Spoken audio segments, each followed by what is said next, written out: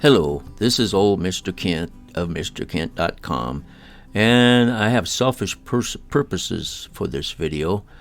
We live next to a field where they're harvesting their growth, and of course they usually do it in the middle of the night because, well, there's other reasons, but it's hot during the day, and then it creates a whole bunch of dust, and so you don't. In my last video, I pointed out that you don't want to wash your car while during the days that they're doing this, because it'll get covered by dust in the morning.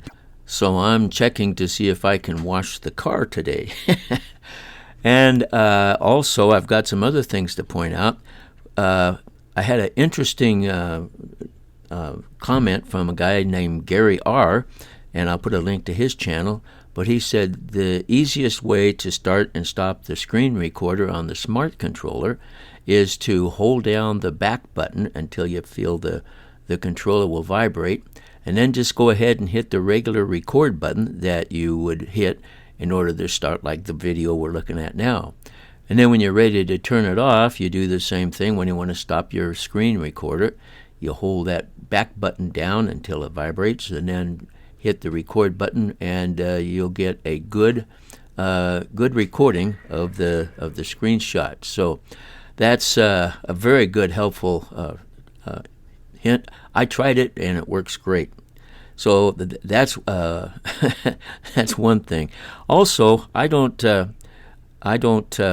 when. Oh, by the way, also I want to point out that if you want to get the best range, and I'll explain my idea of range in a minute here, the smart controller, its antennas don't point straight down, as you can see. So if you want to make sure that you're aiming at the drone, tilt it back a little ways so that those antennas are pointing up just a little bit, and that will help. And don't forget to do that if it starts to lose contact. And then another good suggestion is that smart controller, if you charge it between uses every time so it's fully charged, it'll have a stronger signal, and then your drone will get a stronger connection, and you're less apt to lose contact. So that helps with range. And then I need to explain my terminology here. A lot of guys, when they do range checks, they fly the drone until, up at 400 feet until it gets far enough away that it wants to return to home. And that's good if you want to know how far it'll go. But when I fly, I normally want to do what I'm doing here. I want to look at what's going on the ground. So I don't usually do a range check any higher than about 200 feet, because that's how far I can get up and then still get some good pictures of whatever I came out to fly to look for. So anyway, that's my interpretation of range. So as they fill this guy up, you're going to see that pretty soon the truck gets full and they don't get to finish the fill. So probably tonight they'll be back. So probably shouldn't wash the car today. All right, well, I promised a story, and so I'll get started on it. In the last video, I told you about my son wanting to get a welder, and so we got it from Sears, and then we built him a go-kart with a motor on it and the whole thing, using our welder. And it wasn't long after we got it built, we were pretty excited about it, that my pastor suggested that we put a motor on a bicycle, and then he explained how he did it. And so I'll go through the process of telling you what we did. So it looks like the two guys are going to have a conversation there and decide what to do next. And so while they're having their conversation, we'll go ahead with the story. So we just followed his instructions, and I had an old Schwinn bike that I hadn't ridden for a long time. And so we had to lengthen the frame a little bit to be able to fit that same motor in, and we removed the pedals, and then we put a flat piece of steel in there, drilled some holes in it, and we mounted the motor. And so then we had the motor mounted, but we had to run something back to the back wheel, and we did the same thing my pastor suggested. That was a 24-inch bike, and so we took a 20-inch rim and tacked it along the side of the 24-inch rim on the bike. Of course, we took it off the bike and away from the tire first. We got it all tacked on. So then, and by the way, we got a centrifugal force clutch for this one. So then we could run just a fan belt from the engine back to the back wheel, and we had to make a couple trips to the auto store to make sure till we got the right length of fan belt. But they were real friendly and helpful, so we got that fixed. And then I was heavily into Harley Davidson motorcycles at that point in time.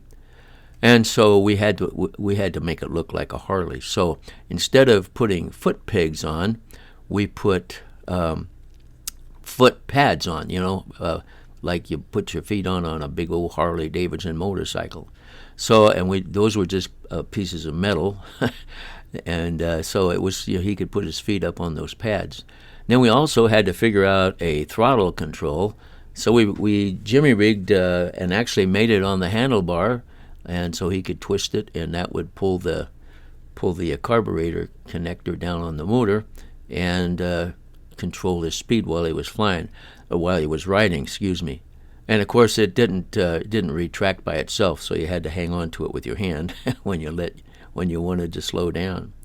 So anyway, we got that done, and then to make it more like a Harley, we welded up our own pedal, which ran back to the back wheel. And of course, when you take the the chain off and all that, then that little connector that goes to the frame for the brake, well, we disconnected that, and then we turned it sideways and hooked it up to a rod from our brake pedal. So then we had brakes with a brake pedal, and we had the motor so it would run, and we also had the throttle, so it was like a real Harley Davidson motorcycle, only it was a bicycle. And so he had fun riding that, and of course I got some old videos on VHS tape somewhere, but don't know where they are right now. Maybe my son's got them because he wanted those tapes. So anyway, I can't show you any videos of it, but we did take some videos, and he had a lot of fun with that until he took it out to some friend's house, and they had dirt bikes, and so he was riding his bicycle trying to keep up with the guys out in the desert on dirt bikes, and then he came home and decided he needed a dirt bike. And fortunately, I knew where there was an old, I think it was a Honda 150, laying on its side in a field. And so I went to the house where it was and asked the guy if he'd sell it to me, and he did. I don't remember what the price was, but it needed to be worked on. And the day I was working on it, my son was really sick, and so I remember him looking out the kitchen window at me while I had it out back, and I was trying to get the carburetor fixed right and everything. So anyway, so he got that, and then eventually he got other bikes. But one thing I also wanted to point out was that welder started him on a career that the welding came in real handy.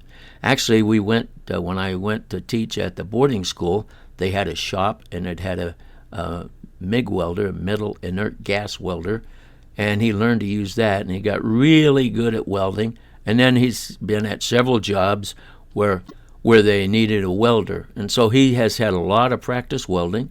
And here's an example of he works for TURTLEBACK Trailers, and I'll put a link to their site. And he brought some work home from work yesterday, and I was able to take a picture of an example of what he was welding up. I don't know what it was. I don't know what it was for because I don't know anything about it. But he does he does their welding for them when their other welder guy can't keep up with all the work. So anyway, I'm really proud of my son. Love him a bunch, and he's a pretty nice guy, and I'm thankful for him. And I'm thankful for folks like you who are watching my video. I want to say thanks for watching. And there's the sun, and God bless.